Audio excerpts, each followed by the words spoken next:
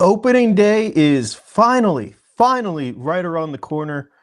In the next 2 days, we're going to do a two-part podcast here. We're going to give all the reasons why the Pirates will make the postseason and why they won't make the postseason.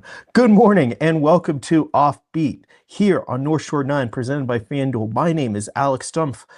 I am going to be in New York for opening day this year. Looking forward to it. And before we get there, I think we have to just take one more look at this Pirates team. We saw what happened in the offseason. We saw what happened in spring training. We know the moves. We know the 26 guys they're heading north with. Did they do enough? Because the goal this offseason was to build a team that was going to make the postseason, period, full stop.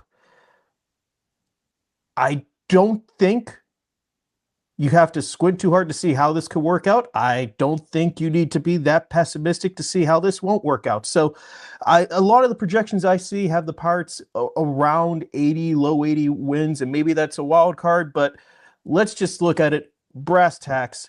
I'm going to give you 3 reasons today why they will not make the postseason. And then on opening day Thursday, I'm going to give you 3 reasons why they will make the postseason. We'll end on the positive going into opening day with hope, because you know that hope springs eternal. So there we go. We're going to start off with 3 reasons why they won't, and I'm going to be a buzzkill here. And I'm going to talk about the starting pitching. Now, spoiler, tomorrow's list is going to start with the starting pitcher also, and it's, going to be the reasons why they're going to make the playoffs, how good it is. And I have just one big point with this pitching staff that I think really needs addressed, and that's workload. That's innings. Paul Skeens, we saw last year, he was able to go, flirt with 200 innings. He was able to do the full season. He was able to take that big leap, but there was also a period where he was doing 5 and dives. There was a period where he was just trying to manage the innings mid-season and at the end of the season. So that was just one pitcher, though, one big notable pitcher. There's a couple guys here that I'm just looking back of the envelope here. I don't know how they're going to bridge all these innings, because you got Skeens, you got Keller. I'm not really worried about those 2 guys. But then you got Bubba Chandler, who is maxed out at 131 and a third innings as a professional in a season, taking both the major leagues and minor leagues. That was last season. That's a decent enough workload that you can do the 20%-ish, inning jump, and it's not, that catastrophic, and it's also what you would kind of expect from full season. So, okay, that's good. But Braxton Ashcraft maxed out at 118, and that was last year. And that was after he pushed that he could go more than, what was originally planned. Like, he did more innings than the Pirates had initially planned last year. Okay. Hunter Barco has maxed out on 102 and a third innings. That was last year. He's going to be starting the bullpen. I talked about it yesterday, how he needs to pitch 6 months in the season, and maybe pitching out of the bullpen in a little bit is a way for him to get used to pitching 6 months, but also manage the innings. Still going to be asking for a lot of innings out of him. Carter Mlodzinski maxed out at 114 and 2/3. Urquidy, 111 and a third innings since 2022 across the major leagues or minor leagues. Yeah, there's not a lot of guys here that I feel really good about the workload they're going to give. And that's why all off season, I thought they were going to sign a starting pitcher. Like, they did get Urquidy at the end, but that wasn't really what I thought they were going to do. They put more eggs and resources into hitting, and it's hard to argue with that, but I think you also need just those guys that you feel comfortable that they can go 5-6 innings. They're not going to put the bullpen in a tough spot. They can protect these young starting pitchers. This is something that I think is going to really rear its face around August and September. And they could supplement this by acquiring a starting pitcher at the deadline, a veteran, but that's also resources, going to something that it's the team strength. Everyone knows this team's strength is the starting rotation. If this team is going to be good, it is going to be on the back of these young pitchers. I just don't know how much workload they could actually take on. And that transitions to the second point here of why why they will not make the postseason, and it's the bullpen. I feel good about Dennis Santana. I think Dennis is a really solid guy to put in the back end in games. He's not going to be strictly the ninth inning guy. That's something I was kind of teasing this offseason. Don Kelly said it to reporters in Bradenton. He's not going to be the sole closer. You know, they could go by leverage. They can go by opportunities. That's good. I don't know about the rest of the bullpen, though. Like, I like Justin Lawrence. I think he offers a unique arm angle. I think he offers a pretty good pedigree here, but he was also a waiver claim last year and then missed a lot of last year with that shoulder injury. I personally really like him, but he is a wild card. Isaac Mattson, a guy I really like. I really like the fastball shape, the way that he just attacks hitters, the way that he's developed some off-speed stuff to go with it, but, you know, just someone who is coming in with a different arm angle and just pounding the strike zone. And okay, well, that's good. But he also kind of came out of nowhere last year.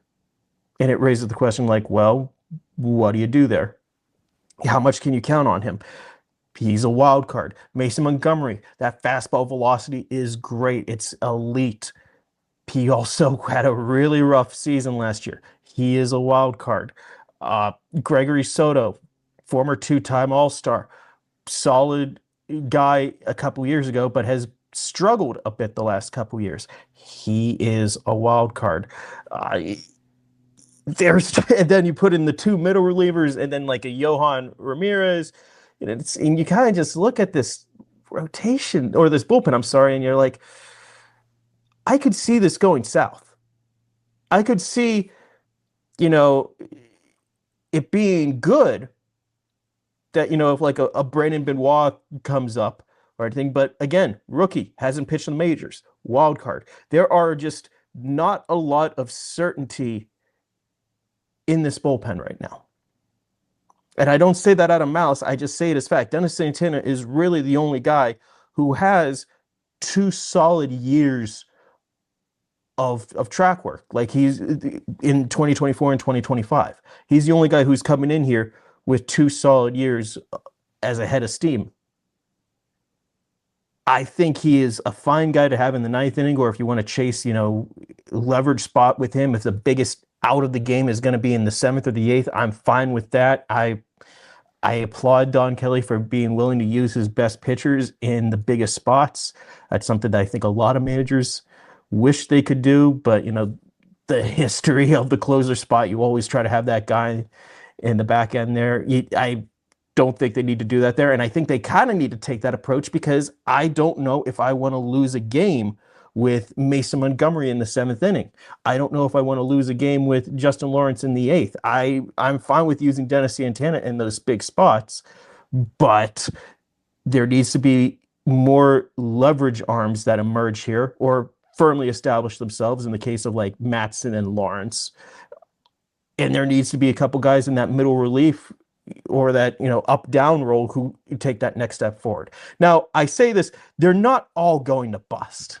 Like, it's as simple as that. Like, some of these guys are going to take a step forward. Like, I wouldn't be shocked in the least if Isaac Mattson has another good year. If he has another year with a 2-something ERA, he keeps showing that fastball, it goes, that's great. But bullpens are volatile, and one good year doesn't necessarily guarantee anything. Having really good stuff like a Mason Montgomery doesn't necessarily guarantee anything. Bullpen has a lot of question marks.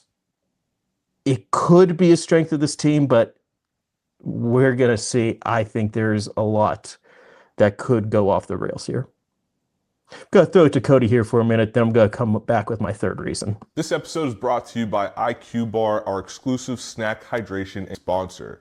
IQ Bar protein bars, IQ Mix hydration mixes, and IQ Joe mushroom coffees are the delicious, low-sugar, brain and body fuel you need to win your day. The Ultimate Sampler Pack is a great way for you to try all IQ Bar products and flavors. You get 9 IQ bars, 8 IQ mix sticks, and 4 IQ Joe sticks. All IQ Bar products are clean label certified and entirely free from gluten, dairy, soy, GMOs, and artificial ingredients. With over 20,000 5-star reviews and counting, more people than ever are fueling their lifestyles with IQ Bar's brain and body boosting bars, hydration mixes, and mushroom coffees. The Ultimate Sampler Pack includes all 3. My personal favorites so far have been the almond butter chip and the iced tea lemonade hydration mix. It's just really full of flavor. I love starting my day with it, and I couldn't imagine starting my day with anything else other than IQ Bar products. Right now, IQ Bar is offering our podcast listeners 20% off all IQ Bar products, including the Ultimate Sampler Pack, plus free shipping. To get your 20% off, text MLB to 64,000. That's MLB 64000. Message and data rates may apply. See terms for details. So he's talked about the starting pitching depth and maybe not having enough innings to bridge the whole year. Talked about the bullpen question marks, but there's one other thing here whenever I'm really looking at this team that is led by pitching, that is going to need their pitching to succeed, to be a good club.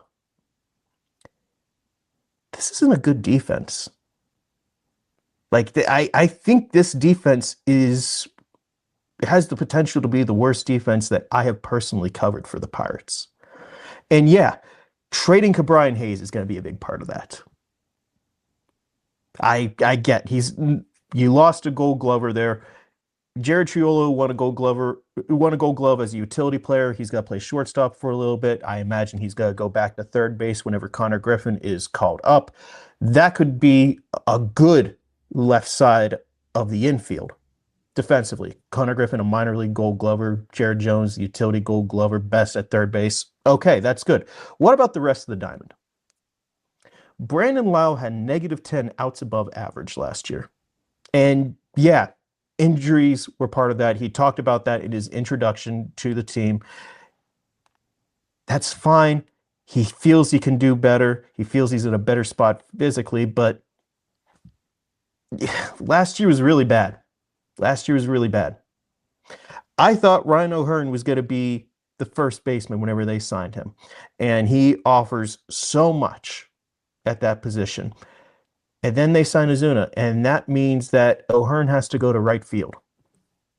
And it just hasn't really sat well with me because he was brought in to be a leader on this team. And part of that leader is you have to see him succeed on the field. That's how you earn that credibility. That's how you maintain that credibility. And he is not going to be in the best spot defensively. Now, I think he could handle right field. I think he could, and he's still going to play some first base, but he's someone who I thought could have been a Gold Glove nominee at first base, and they're putting him in the corner outfield. That also means that Brian Reynolds, who did not grade well last year defensively, is going to go over to left field, which is far more cavernous and bigger. He's done it before. Maybe he could do it again. But yeah, I think Brian Reynolds' best defensive days are behind him, and he's going to be covering a whole lot more ground in 2026. And then O'Neal Cruz worked with Kevin Kiermaier. Maybe he could be, an impact outfielder right there, but he graded out positively via OAA. I think he will again this year, but I'm just looking at it. A starting lineup, of Joey Bart behind the plate, Horwitz, Lau. We're going to go with Triolo at shortstop. Nick Gonzalez and Nick York, I'm basically counting as a wash 0 at third base, even though they're both playing out of position. I feel like I'm being generous with that.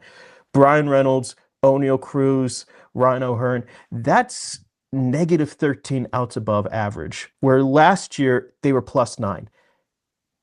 That's a big swing, and that hurts the pitching staff, and that is the part of this team that needs to succeed for this team to succeed. So we'll see. I just see some red flags. But you know what? Tomorrow it's only going to be the green flags. We're going to look at the 3 reasons why the Pirates will make the playoffs next year, Be sure to subscribe to North Shore 9 presented by FanDuel so you can check it out. Thank you so much for listening. We'll talk again tomorrow.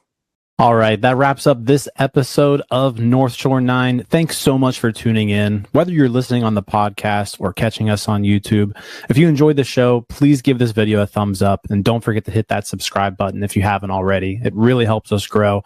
And if you're listening on the podcast, a quick review goes a long way in helping others find the show. Plus, be sure to tell a friend about us. There's always room for more here in the NS9 community. And for those looking to support us a little more, consider joining our Patreon, become an MVP member, and get exclusive perks while helping us continue to bring you more of the Pirates content you love. Thanks again for all your support, and let's go Bucks.